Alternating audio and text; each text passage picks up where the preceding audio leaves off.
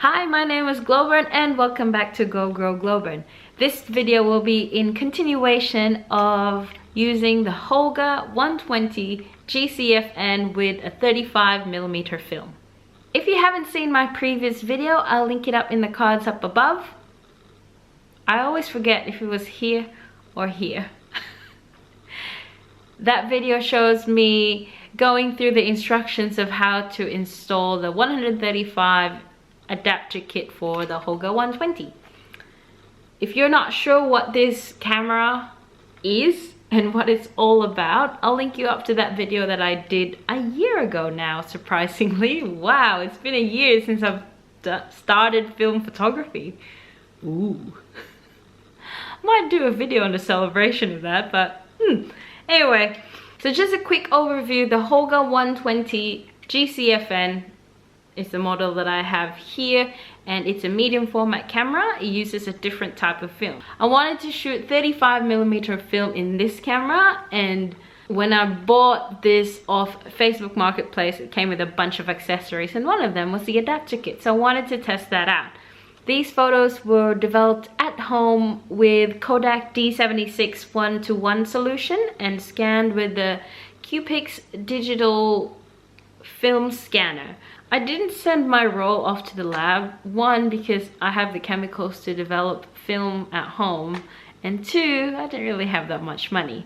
I opted for this film scanner knowing that I shot this film on a toy camera, so this film scanner really isn't the best on the market, but it's good to get you started, and it has a 22 megapixel resolution, which I think would be good enough for toy camera image. So these are the images.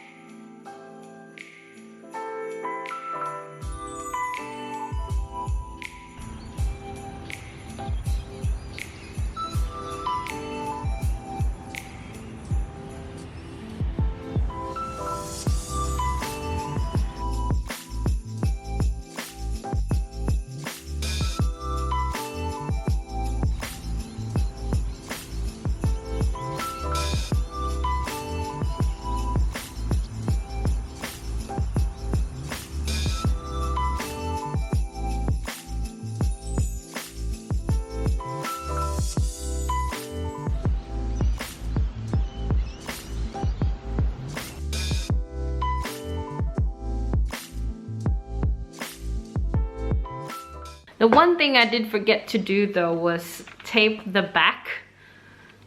I had too much faith in these metal clasps, having forgotten that they often easily come off. And so you can see this photo of the bell tower on Barrack Street. The film was exposed to light, the back came off. Always use a tape with this camera, guys. Always.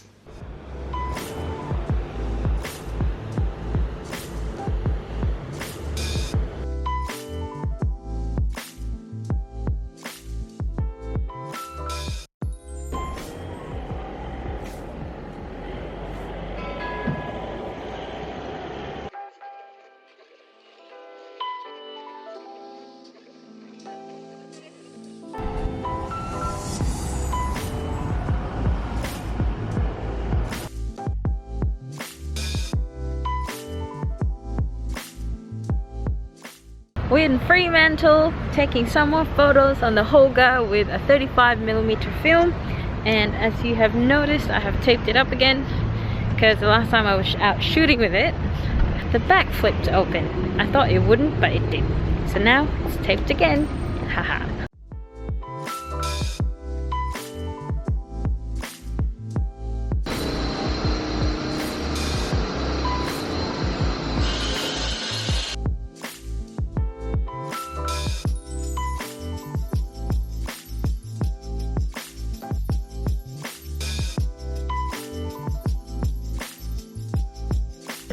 Yeah, nah, it's just all around for you.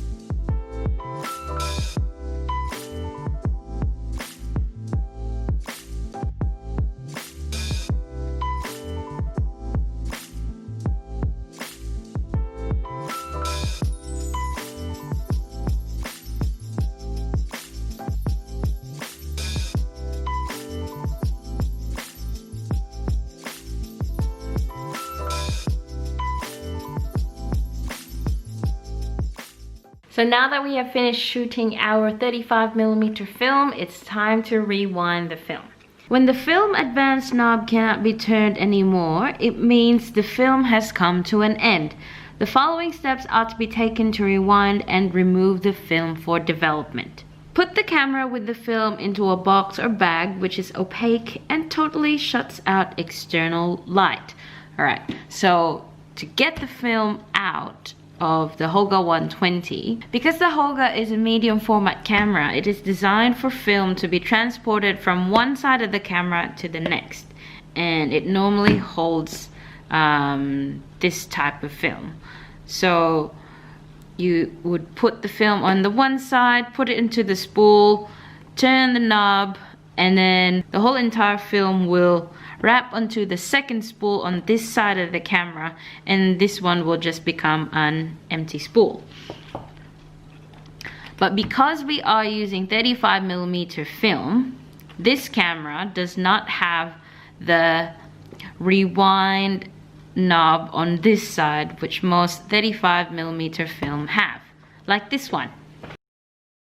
So this knob rewinds the film back into the canister so that you can send it to your labs for developing. But because the Holga is a medium format camera, it does not have that. So you will need to go into your closet where no light comes in at all, or you can get a dark bag. We'll have to bring the whole camera with us. Next step is inside the box or bag, unlatch the metal slider locks and remove the 135 back cover. Because this is in the dark, you won't see anything at all, so you'll have to rely on your sense of touch. So unlatch your metal slider locks. This one, and then this one, and then remove the 135 back cover.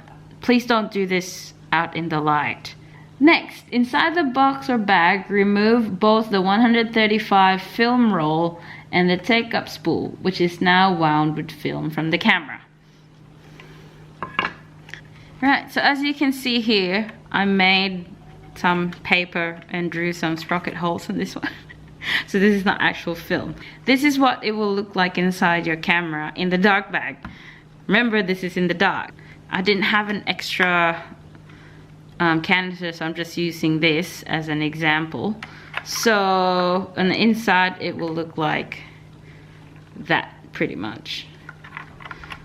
So according to the instructions, you have to take out the roll and take up spool from the camera.